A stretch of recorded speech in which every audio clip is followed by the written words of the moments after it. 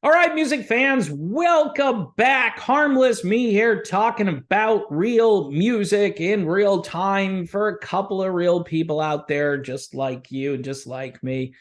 Gonna be talking about Bruce Springsteen. So, buckle up for that. It's just gonna be great. Here is a Big Wolf Band, Be Free. I continue to promote stuff. I know some people like that and some people don't. They're like, could you just get to the video? These guys are from the UK. They're a blues rock band, and they're really good. They have a live album coming out. A band like that used to get onto American rock stations, but no longer because American rock stations are pretty much one brand of thumping, Cookie Monster sounding, dark, brooding, with a few focus tested songs from the past. That's pretty much what they are for active rock stations. And classic rock stations, they're classic, man. So they play, Soundgarden in the music of the 90s because that's as classic as you can be. Speaking of classics, yeah, Bruce Springsteen. This is a review from a concert in St. Paul, the Twin Cities. You can blame my buddy Jonesy for sending me this article. Okay, Jonesy, this is your fault, brother. Here's the opening paragraph. I've done these things where I read reviews like I did during the Fleetwood Mac debacle without Lindsey Buckingham, the casual chemistry. The writing here is amazing. The writing is going to knock you off your seat. Here we go. First sentence. The jeans aren't as tight as they used to be. Right there, you're in the midst of literary greatness.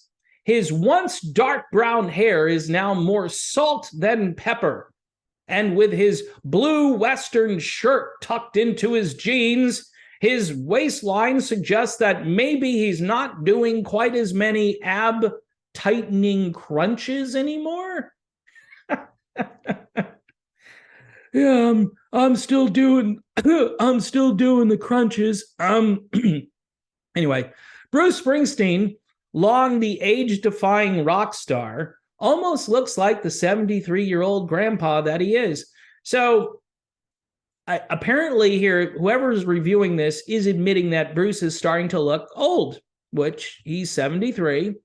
And, he's not supposed to look old because he's the age-defying rock star. But once he and the expanded E Street Band tore into No Surrender Sunday night at the XL Energy Center in St. Paul to open his first Minnesota concert since 2016.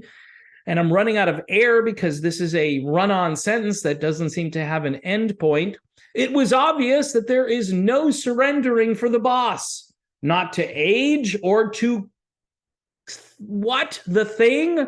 CV19. They're actually saying that he was supposed to surrender because of The Thing. Okay.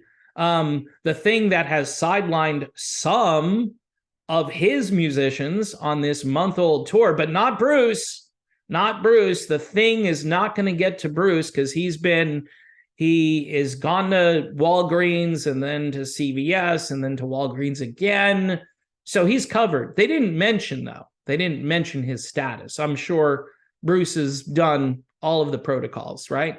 So anyway, that is supposed to sideline you, but not Bruce Springsteen or the fan blowback over exorbitant ticket prices. So they did at least mention the fact that this is the most outrageously priced concert event in human history. All right? Just putting it out there amidst all of this lovey-dovey happy talk here. Springsteen's 2 3/4 hour performance, get this, was the most rewarding, spirited, and fulfilling late career Twin Cities concert probably ever by a rock icon of long standing. Best concert in the world. Best concert, superb, amazing, rewarding, energetic, spirited. I tell you, everyone is saying it. He was more energetic and in better voice than Paul McCartney. Okay. All right. Time out.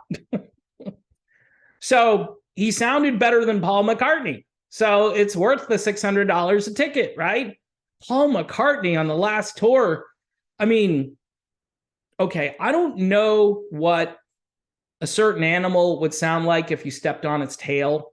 Say, like you stepped on the tail of a monkey, right? What would that sound like? That was kind of like what Paul McCartney sounded like last time around. And I love Sir Paul. I love him.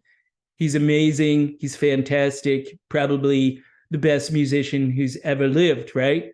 But they say Bruce sounded better than Paul here. So good for Bruce. He really hit the bar. I mean, he went right over that bar. He was energetic. He was in better voice than Paul McCartney. He had more compelling recent tunes than Elton John. I guess meaning his solo material is the recent stuff, which nobody plays, is better than the recent Elton John stuff, which, by the way, Elton John finagles his way onto radio these days because he teams up with these electronic digital, what's her name, like Dua Lipa and all these people who sample some of Elton and then combine like 3 Elton John songs. And Elton is still on the top 40. So technically, win for Elton John, L for Bruce Springsteen, but hey, he doesn't really care. He hasn't cared about that. And his fans, of course, appreciate him more because he's so independent-minded. He played way longer than the Rolling Stones. Folks, 2 and 3, almost 3 hours. I'd be like, okay, 90 minutes, right around 90 minutes. I would be like, you know what? I'm out of here. I'm done. And I wonder if people left early. Bruce Springsteen's fan base might be the type of people who want to get home by like 10 o'clock and go to bed, right? But that's not going to happen. You're going to be up till midnight, brother, and you're going to like it. And then you're going to drive an hour and a half to get home. Or people who fly in from other countries, hey, if you got that kind of disposable income, you don't really care when the concert gets over. In the old days, all the working class people that Springsteen supposedly appealed to, those people had jobs and they had to get up in the morning, unless it was like Friday night. And, some of them might have still had to go in for Saturday morning. I don't know. It just, things have changed. You have to have a lot of disposable income to go to any concert today. But for Springsteen, man, I mean, you've got to have your 401k ready to liquidate. I'm just throwing it out there. Anyway, they go on. This article is just amazing. I may not cover the entire article. Anyway, he covered a greater range of material than Bob Dylan. Maybe Neil Young could compete if he tours arenas, or Madonna when she comes this summer. Oh. Neil Young and Madonna, huh? Okay, all right, sure. I mean, maybe Neil Young will be better than Bruce, right? Neil Young's not going to play for 3 hours if he goes out there. Neil's just going to do what Neil wants to do, if he does anything. And Madonna, well, she's a spectacle, okay? Madonna is a spectacle. Madonna is a car accident on the side of the road, and everybody's rubbernecking, but there's really nothing to see. Springsteen's rock mythic concert marathoner for 6 decades running is setting new standards 6 years after earning rave reviews and a Tony Award for Springsteen on Broadway. Man, this is just like the most gushing thing. His one-man show featuring stories and songs about his life. I need to breathe. Like the Broadway masterwork, Springsteen's current arena show was a carefully structured, smartly paced 26-song. Is this guy running PR for Springsteen, or is this a concert review? Smartly paced 26-song retrospective, another fun run-on sentence, with both a purposeful message as well as a sense of liberating fun. Again, I hate to make comparisons to Jesus here, but it sounds like Jesus in concert, right? If Jesus was to perform, he would have a purposeful message and a sense of liberating fun. You're forgiven for all the things that you've done, your sins are washed away, and you're going to heaven. I don't know if Bruce is promising this at the end of the show. You never know, though. Maybe we'll get to that, or maybe I'll stop reading this ridiculous review. In front of 18,000 overjoyed fans. Sounds like a worship service to me. He touched on 10 of 21 studio albums, including 5 tunes from 2020's Letter to You, and 1 from last year's Soul Covers album that I just loved, Only the Strong Survive. There were early deep tracks, 1973's multi-movement E Street Shuffle, a slew of rock and arena favorites, including the heroic anthem Promised Land, the dramatic mini opera. I love how they have to describe every song because nobody knows this stuff anymore. The mini opera Thunder Road, and a few message songs reflecting on friendship, mortality, and faith. It's like the Trinity: Father, Son, Holy Spirit, friendship, mortality, and faith. Yeah, I mean, it's all there, folks. By the way, American radio has long given up on songs like the E Street Shuffle or Promised Land or even Thunder Road. They just have. They'll play like Glory Days once in a while. That's about it. Maybe Dancing in the Dark. But that's about all the Springsteen you'll hear on the radio these days. So yeah, I guess you have to re-educate folks who may have forgotten this catalog. As band members and old friends have passed on, Springsteen has grown more ruminative and unabashedly philosophical, adding numbers like 20. What does that have to do with his friends passing on? Adding numbers like 2020's Last Man Standing. Oh, he's basically saying, hey, this is it. I'm the last man standing, man. Thank goodness I'm still here. To contemplate life's phases after staking his claim in 1975 as a young man with dreams in the jubilantly escapist Born to Run. Everything is What that? I don't even know. I can't even continue.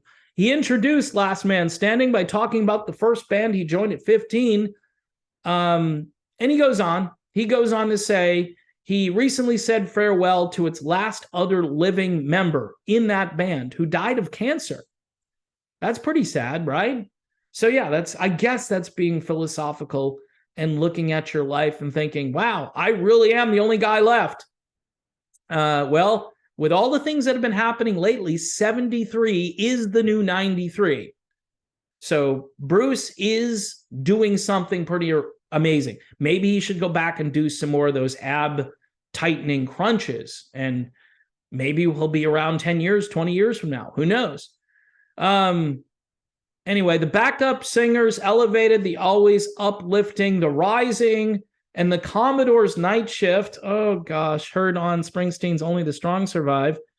Frankly, this smooth soul song was too musically subtle for an arena, but its words rang true for a fabled blue-collar trooper who proves it all night in concert. I've got to stop. All right, I'm stopping. This just goes on and on and on. I mean, there are like 4 more paragraphs of gushing, weird worship here. I mean, it was a great concert. It was the greatest concert in the world. It was the greatest concert in history. Holy crap, Batman. I mean, I wish I could have been there for the 2 3/4 hour set. Hopefully somebody got this on DVD, because if this is the greatest concert ever by a long-standing rock icon, then it needs to be preserved forever. We need to have DVDs go out. In fact, Springsteen, with those ticket prices, should be mailing out DVDs for free to all the people who attended. I mean, that's the least he can do. Anyway, I got to stop. It's just crazy. Big Wolf Band, be free. Look, folks, it's not that I hate everything Springsteen. It's just that I kind of hate everything Springsteen. I used to tolerate Bruce. I really did. I have no desire to go see a 3-hour show. I have no desire to hear deep cuts that I've never heard by Bruce Springsteen. At one point in time, I was a fan. I had friends in high school who liked Bruce. They went through a Bruce phase, a Bruce fad. And some of those people, you know, they treat it like a religion. They treat the whole Springsteen concert marathoner thing that they talk about here as a way of life. If you're going to go see a concert, this is it. And after that, you'll never need to go to a concert again. I guess from that perspective, except if Bruce comes back, then you have to go again and again. And if you're in Ireland, you fly in. If you're in Australia, you fly in. Everybody's going to see Bruce Springsteen. I mean, I'm sure he's putting on a great show, but this is beyond, you know, fanboy status here or fangirl status. This is just, I don't know. There are so many other artists I would prefer to see. But I guess if this is your thing, more power to you, right? Anyway, folks, thanks for watching. Bruce Springsteen, Jesus. I would rather go see Jesus in concert than Bruce. And I could get the trinity of, you know, faith, love, and hope. And the greatest of these is love or faith or hope or, you know, all that stuff. The greatest of these is actually love. I screwed it up. But you know what I'm trying to say, folks? I don't know if Bruce talked about love. I'm sure he did. He touched on every human emotion, and nobody does it better than Bruce. All right. And nobody does it better than me right here on my humble little channel. Don't forget to subscribe. Hit the bell for notifications on new videos, Patreon for $1 a month, and don't forget about YouTube memberships. I always forget about that, and I will, of course, see you very soon.